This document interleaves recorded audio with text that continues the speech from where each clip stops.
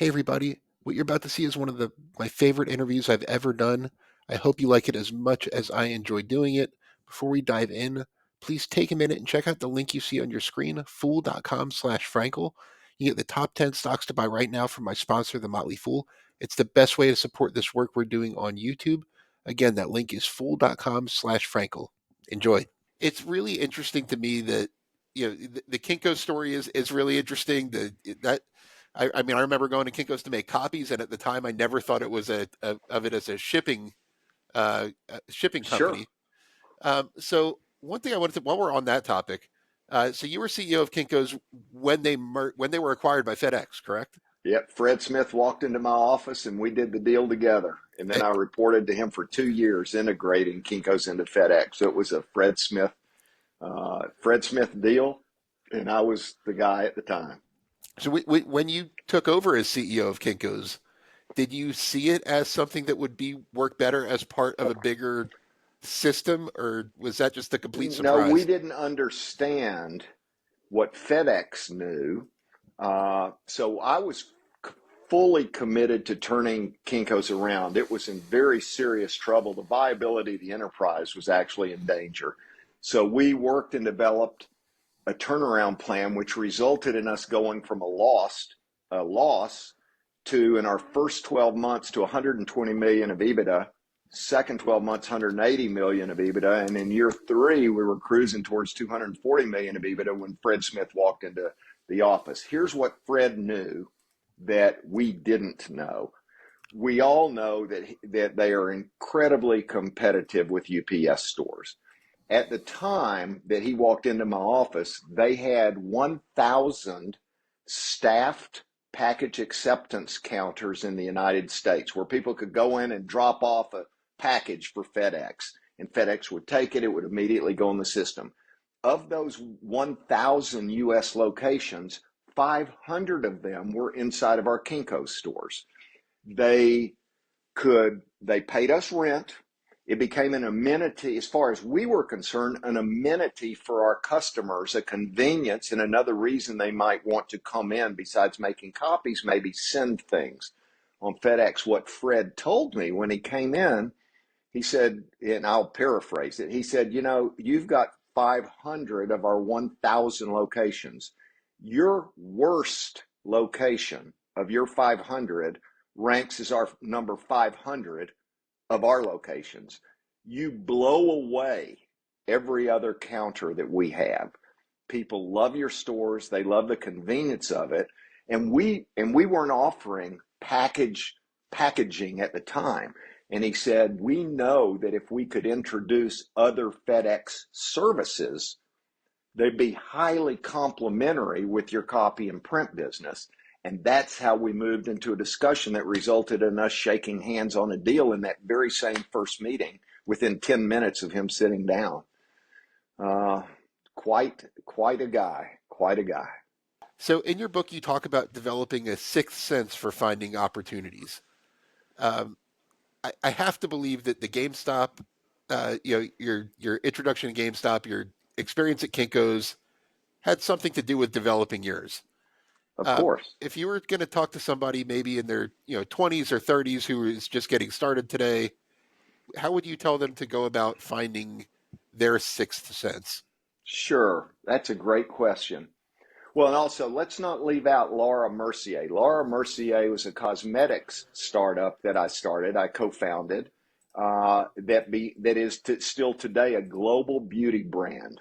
So, in every instance, whether it was Babbage's slash GameStop or Laura Mercier, or actually understanding companies like Kinko's, to me, there's kind of I have two messages from my experience. One is passion. I think passion is overrated. Okay. When people are thinking about, there are a lot of people out there that tell young people, find something you're passionate about. Well, you know what? The guys who founded US Steel probably weren't passionate about steel. And I can run right down the list of some of the greatest industrial companies the world has ever seen. People weren't passionate about that. They had a reasoned investment thesis. I'm not a gamer, nor was my partner. Now, I learned to be a gamer, and loved it. But that wasn't what drove us there. It was Jim, the penetration curve, and we knew the power of semiconductor chips from Moore's law, combined with what we knew about specialty store retailing. We developed an investment thesis. Laura Mercier, I developed an investment thesis, which is a fact set that suggests that if these facts are true, then this next thing ought to be true also, which might lead you towards starting to provide something of value that isn't otherwise being provided in the marketplace. So I think my main message is be analytical, be thoughtful, learn about everything that you can before, so that you can make the most reasoned analytical decision that you can make. And I don't hear as much of that in pedagogy, in the way people try to tell young people about how they might want to go into business or be an entrepreneur. I hear less of that than to find something you love and get in there and do it. I don't agree with that particularly. Yeah, I mean, of course, if you love something and it checks all the other boxes, then great. That's awesome. But God, no, that's awesome. but you That's make a great point. Who's passionate about steel and yeah, who's yeah. okay. So far we've talked about all your successes in business, but even the best, we never get it right 100% of the time. So one of the things I always like to ask people I'm interviewing is, can you tell us about one of your biggest mistakes in business and maybe a lesson or two that you learned from it? Sure. Well, there are a couple. One I'll give you in hindsight, okay, and it has to do with GameStop, frankly. We bought our biggest competitor. It was Software Etc. at the time, ended up becoming a merger of equals where they shut down where they were based up in Minneapolis, moved their operations, and we merged them all together in Dallas. And it was shortly after that I went to start my cosmetics company. But their biggest drawback, they hated the name Babbage's, and they said, we'll do this thing, but you got to change the name. We don't want to be called Babbage's. And we said, that's great, because we don't want to be called Software Etc. either. So we'll come up with a new name. And their owner at that time was a guy named Lynn Riggio, who owned Barnes and Noble. He knew the founder and had bought a company called Bookstop that we knew well from Texas. He started it in Austin, a guy named Jay Hoover. And Len thought, well, gee, maybe a good name, since he already owned the rights to Bookstop and the icon that was a stop sign that said Bookstop on it. Maybe we should call this company GameStop, which we all agreed, everybody agreed to, and then we moved forward. But Jim and I had a couple of big premises when we started GameStop that changed. The fact set 13, 14 years later was not the same as when we started. And we missed both of those, which is a shame on us. But we were a mall-based specialty retailer. Over the 12 to 15 years after we started, a new real estate opportunity emerged, these power centers, which were out in the open, had Best Buy as an anchor or Office Depot as an anchor, other than like a major regional mall. If we would have seen that, and we should have seen that, we could have migrated to strip centers even faster, lowered our CapEx that was required to open in a mall, because malls had all sorts of design requirements, lowered our break-even price, and it would have been hugely helpful.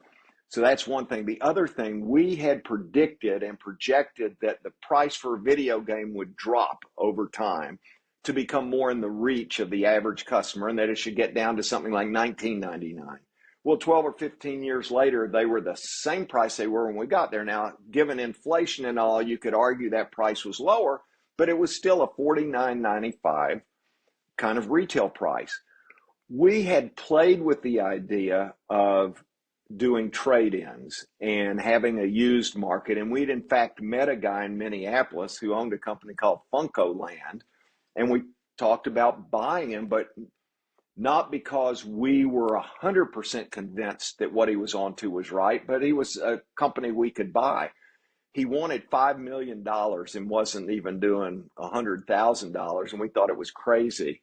10 years later, of course, GameStop bought him for $100 million, and it became the used video game business, became $500 million worth of their bottom line at GameStop in the later years. Jim and I missed both of those. So that's a miss.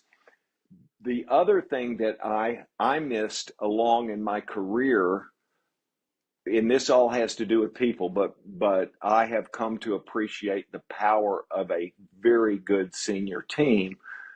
I was very good at saying way to go to frontline people in the company. Lots of rewards and recognition. We did a 360 review process at Kinkos, and I learned that for my direct reports, I scored about as bad as you can score on rewards and recognition. And I confronted them and said, "Look, what's going on here, guys? I thought I did a good job of that." And they said, "You do, with the people who report to us and the people that report to them and on down into the company, but you don't say way to go to any of us."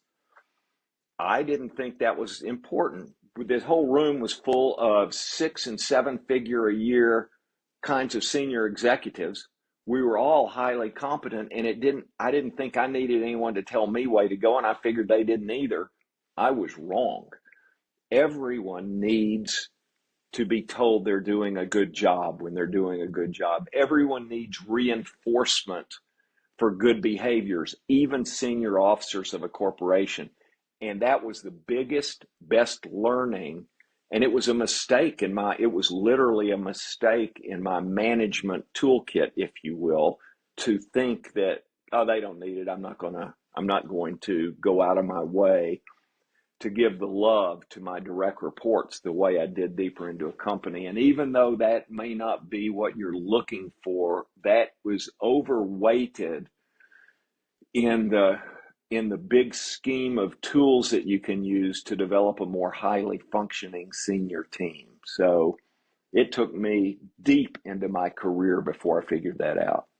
I want to thank The Motley Fool for sponsoring this video. The Motley Fool is a company that provides investing insight and stock recommendations for investors of all skill sets and risk levels. You all know how much I love researching new stocks and trying to find the next best investment, so I'm proud to partner with The Motley Fool to bring you 10 stock picks from their popular product, Stock Advisor. Stock Advisor has beaten the market by more than 4 times, so go to fool.com/Frankel to get your 10 stock picks now. The Motley Fool Stock Advisor returns are 650% as of April 16th, 2024, and are measured against the S&P 500 returns of 148% as of April 16th, 2024.